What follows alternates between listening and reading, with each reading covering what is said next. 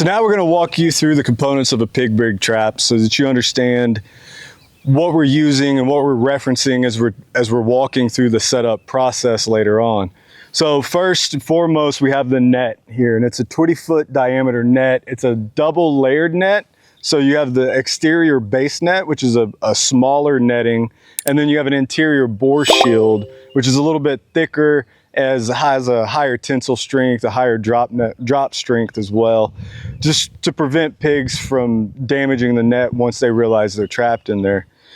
Now, next we have our T-post mounts, and there's 10 of these that you come in the trap because there's 10 T-posts in a set. So these go at the top of the T-post, approximately 1 to 2 inches from the top of the T-post. We'll hook the double hook cam straps to those mounts and through the top rope of the net, and then we'll anchor these to the ground to create tension of the top rope on the net. Then we have our ground anchors. These are Fang ground anchors, and they come with this little drive rod here. And the way these work is there's a slot in the tip of that drive rod, and it just hooks straight onto this ground anchor. And we take our hammer here and we drive that into the ground. Once that's done, we hook the second hook of our cam strap to the ground anchor, and that's what creates our tension from the top rope to the outside. Once that's set up and we're ready to go into catch mode, we've got our interior ground anchors.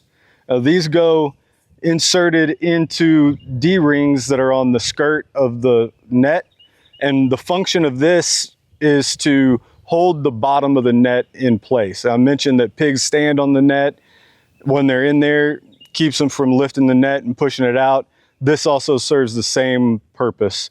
Keeps the net grounded, keeps the net from being pushed out and pigs escaping the trap. You'll also need 10 T-posts, and the length of these T-posts are going to vary depending upon the soil you're in.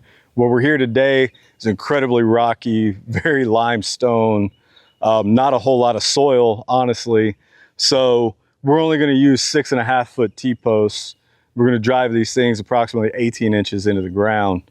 Along with all your hardware components, you have 2 other pieces that are critical to your success in setting up the trap. One is a user guide. Now, mine's a little beat up. I reference it every time I set this trap up, even though I've done this hundreds of times. It's incredibly useful.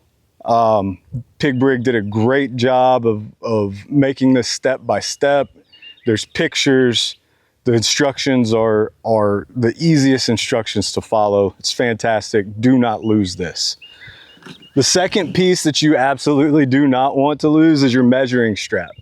Now, as you walk through the user guide and you're setting this up, they're going to talk about specific measurements away from the center of the trap or away from the exterior T-posts. Well, instead of carrying a tape measure around, all you got to do is have this thing here.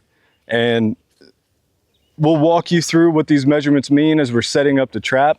But as you can see, I've got a black mark here that tells me where to put my ground anchors. A few tools that you need that don't come with your pig brig is going to be a hammer to drive your ground anchors, a 1/2-inch wrench or a socket to tighten the nuts on your T-post mounts, a T-post driver, and of course your T-posts. Those things do not come with the trap. Everything else here is included in your trap system. So those are the components of the Pig Brig trap system. If you have any questions, my contact information is going to be below. Feel free to reach out anytime. I'm happy to answer any questions.